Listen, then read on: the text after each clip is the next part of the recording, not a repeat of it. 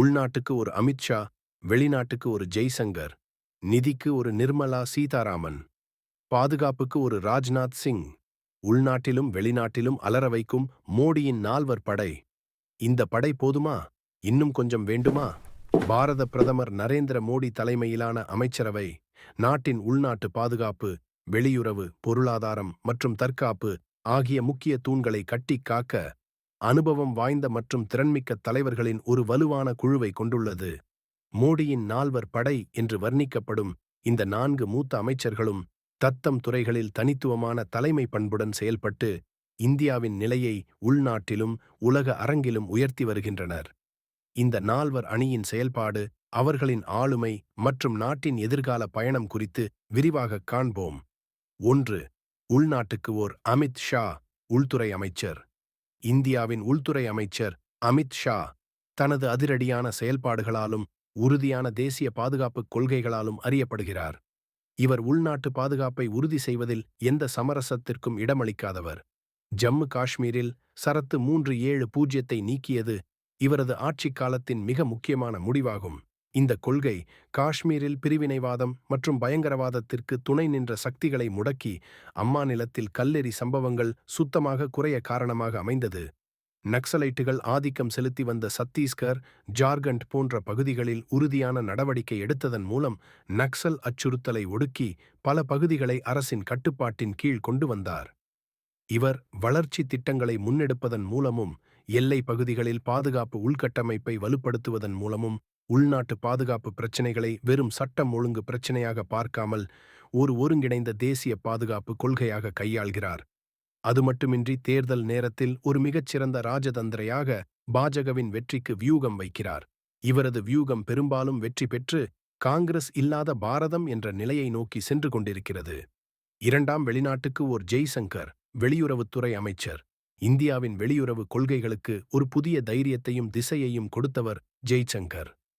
ஒரு அனுபவம் வாய்ந்த இராஜதந்திரி மற்றும் தூதுவராக இவர் வெளிநாடுகளில் இந்தியாவின் குரலை மிகவும் அழுத்தமாகவும் ஆக்கப்பூர்வமாகவும் ஒலிக்கச் செய்கிறார்.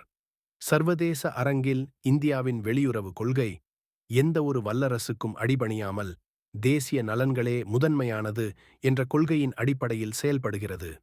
உக்ரைன் ரஷ்யா போரின் போதும் அமெரிக்கா மற்றும் ஐரோப்பாவின் அழுத்தத்திற்கு பணியாமல் இந்தியாவின் எரிசக்தி தேவைகளை நிறைவேற்றுவதை தன் கடமையாக கொண்டிருந்தார். சர்வதேச ஊடகங்கள் மற்றும் வெளிநாட்டு பத்திரிகையாளர்களின் சவாலான கேள்விகளுக்கு, குறிப்பாக பாகிஸ்தான் பத்திரிகையாளர்களின் உள்நோக்கம் கொண்ட கேள்விகளுக்கு ஜெய்சங்கர் அளிக்கும் பதில்கள் எப்போதுமே நிதானமாகவும் அழுத்தமாகவும் இருக்கும். அவருடைய பதில்கள் வெளிப்படையாக இல்லாவிட்டாலும் இராஜதந்திர ரீதியாக கேள்வி கேட்டவர்களையே அமைதியடைய வைக்கும் தன்மை கொண்டவை. இதனால் உலக நாடுகள் இன்று இந்தியாவின் வெளியுறவு உத்தியை கண்டு வியக்கின்றன. பயங்கரவாதத்திற்கு துணை நிற்கும் நாடுகளுடன் பேச்சுவார்த்தை இல்லை என்ற உறுதியான நிலைப்பாட்டை உலக அரங்கில் அழுத்தமாக பதிவு செய்கிறார். 3. நிதிக்கு ஒரு நிர்மலா சீதாராமன், நிதியமைச்சர். இந்தியாவின் பொருளாதார மற்றும் நிதி நிர்வாகத்தை நிர்வகிப்பதில் நிர்மலா சீதாராமன் அவர்களின் தலைமைத்துவம் முக்கியமானது.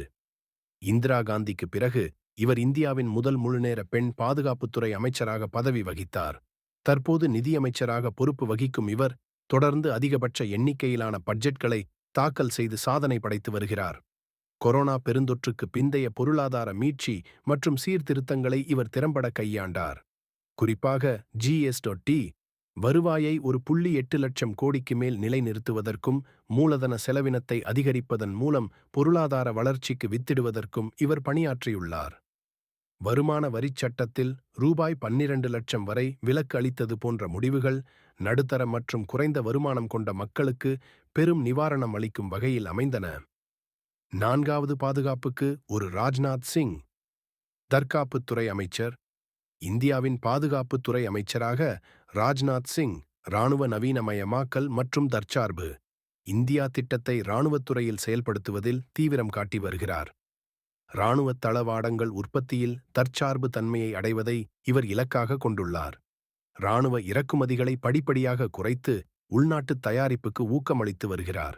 விமானப்படைகள், கடற்படைகள் மற்றும் தரைப்படைகளுக்கு தேவையான புதிய மற்றும் நவீன தொழில்நுட்பம் கொண்ட தளவாடங்களை உள்நாட்டிலேயே உருவாக்கவும் வாங்கவும் முக்கிய முடிவுகளை எடுத்துள்ளார். சீனாவுடனான எல்லை பிரச்சினைகளின் போது இராணுவத்திற்கு உறுதுணையாக இருந்து இராணுவத்தின் நடவடிக்கைகளுக்கு தேவையான அனைத்து அரசியல் ஆதரவையும் வழங்கி இந்திய இராணுவத்தின் மன உறுதியை வலுவாகப் பாதுகாத்தார். மோடி அரசின் கொள்கை முடிவுகள் விரைவாக செயல்படுத்தப்படுவதற்கும் இந்தியாவின் நிலைப்பாடு உலக அரங்கில் துணிச்சலாக முன்வைக்கப்படுவதற்கும் இந்த நால்வர் படை மிகவும் முக்கியமான அச்சாணியாக செயல்படுகிறது என்பதில் சந்தேகமில்லை.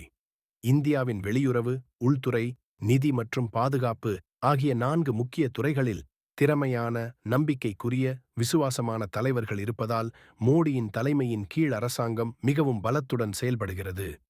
இந்த அமைச்சர்கள் தாங்கள் வகிக்கும் துறைகளில் புதிய தலைமுறையினரை வளர்க்கும் பொறுப்பையும் கொண்டுள்ளனர். மோடி அவர்கள் மூத்த தலைவர்களை மட்டுமல்லாமல் அஸ்வினி வைஷ்ணவ் போன்ற இளம் தொழில்நுட்ப வல்லுநர்களையும் கண்டறிந்து அவர்களுக்கு உரிய பொறுப்புகளை அளித்து எதிர்கால தலைமைக்கு ஒரு அடித்தளத்தை உருவாக்கியுள்ளார். இருப்பினும் இந்தியாவை போன்ற ஒரு பன்முகத்தன்மை கொண்ட மற்றும் மிகப்பெரிய நாட்டிற்கு தேசிய அளவில் இன்னும் பல தலைவர்களின் பங்களிப்பு தேவைப்படுகிறது. தேசிய அளவில் இந்த படை வலுவாக இருந்தாலும் மாநில அளவில் திறமையான தலைமை மற்றும் நிர்வாக பிரதிநிதிகளை உருவாக்குவதில் அதிக கவனம் தேவை. 2ஆம் அடுக்கு தலைவர்களை இந்த சவாலான காலகட்டத்தை வழிநடத்தும் அளவுக்கு வளர்த்தெடுக்க கூடுதல் முயற்சிகள் தேவை. சுருக்கமாக, இந்த நால்வர் படை என்பது மோடி அரசின் சக்தி மையமாகும். இவர்கள் நாட்டின் முக்கியமான தூண்களை தாங்கி பிடிப்பதில் வெற்றி பெற்றுள்ளனர். இந்த செயல்பாடு இந்தியாவின் சகாப்தத்தை உலக அரங்கில் பிரகாசிக்க செய்கிறது.